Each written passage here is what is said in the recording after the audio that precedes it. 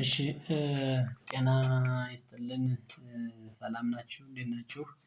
እንግዲህ ይህ መልእክት ለእናቶች እንዲደርስ ይፈለጋል እና ሰላም እናቶች ጤናማ ልጅ ለመውለድ በምታረግዙበት ወቅት ቢያንስ እርግዝናው ነፍሰ ጡር ምርመራ ወይም ደግሞ ሽንት ምርመራ ከተደረገ ጊዜ ጀምሮ 8 ጊዜ ክትትል ማድረግ ያስፈልጋል። ይህ ደግሞ 8 ጊዜ ማድረጉ ለልጁ ጤንነት ለእናትየዋ ጤንነት ስለሚያገለግል 8 ጊዜ ክትትል ማድረግዎን አይዘንጉ። ይህ ደግሞ ክትትል ማድረጉ የሚጠቅመው ለእናትየዋ ለጽንሱ እንዲሁም ደግሞ ላለው ለቤተሰቡ ስለሆነ አንዲት ነፍሰ ጡር እናት እርግዝናው ከታወቀ ጀምሮ 8 ጊዜ ክትትል ማድረግ ያስፈልጋል ማለት ነው። የጤና ክትትል ይደረጋል የደም ግፊት ምርመራ ይደረጋል። እንደዚሁም ደግሞ የጤንነት ምርመራ ይደረጋል እነዚህ ምርመራዎች ሁሉ በማድረግ አስቀድሞ መጠንቀቅ ያስፈልጋል ማለት ነው።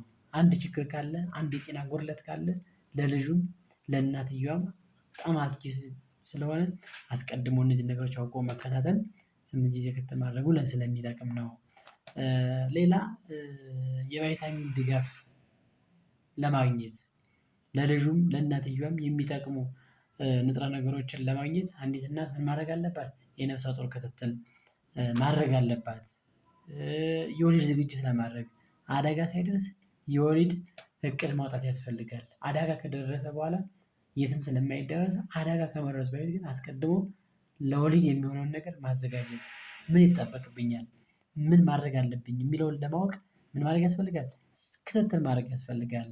ይህን ክትትል ስናደርግ ደግሞ ከባለሙያው ጋር መመካከር መነጋገር ያስፈልጋል። እንግዲህ እርግዝና እንደታወቀ የመጀመሪያ ጉብኝት ምን ማድረግ ያስፈልጋል?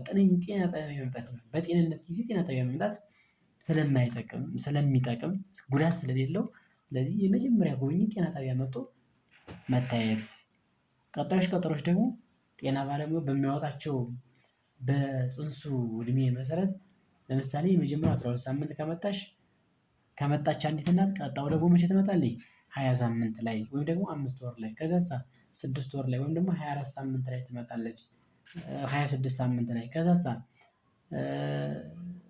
30ኛው ሳምንት ላይ ወይም ደግሞ 7 ወር ከ2 ሳምንት ላይ ከዛሳ 8 ወሩ ላይ ከዛሳ 9 ወሩ ላይ እንዳስፈላጊነቱ በመካከል ደግሞ የምንቀጥርባቸው ጊዜያቶች ይኖራሉ ማለት ነው። ስለዚህ እነዚህን ቀጠሮዎች በማስታወስ ከባለሙያ ጋር በመነጋገር ቀጠሮን ባለመርሳት ክትትል በማድረግ የልጅንም የእናትየም ጤንነት መጠበቅ መከላከል ይቻላል ነው። ስለዚህ የአደጋ በዚህ ጊዜ ለምሳሌ ይሄን ቀጠሮ ግዴታ ጠብቀን መምጣት አለብን ማለት ሳይሆን በመካከል አጋጣሚ የሆኑ ነገሮች ሊፈጠሩ ይችላሉ። ለምሳሌ ድንገተኛ የእርግዝና በእርግዝና ሰዓት ወይም ደግሞ አርጀንስ ወይም ደግሞ ዳንጀር ሳይን የሚባሉ አሉ። በእርግዝና ሰዓት ለምሳሌ ቫጂናል ብሊዲንግ ሀይለኛ የሆነ ምን ካለ በማህፀን ደም መፍሰስ ካለ።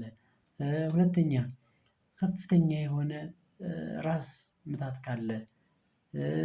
ሶስተኛ እጅ ግፊት በአንድ ጊዜ ማበጥ ከፍተኛ የሆነ መፍጠጥ ከታየ።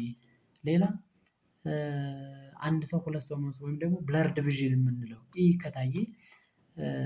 እንዲሁም ደግሞ ሀይለኛ የሆነ ትኩሳት ካለ ከፍተኛ የሆነ ሆድ ቁርጠት ካለ እነዚህ ነገሮች ካሉ አንዲት ነፍሰ ጡር እናት ቀጠሮ ሳትጠብቅ መምጣት ያስፈልጋል። እና ወደ ጤና ተቋም ሲሄዱ ለተጨማሪ መረጃ ቻናላችንን ሳብስክራይብ በማድረግ እንድታደርጉ እንድትተባበሩን በአክብሮት እንጠይቃለን። እናመሰግናለን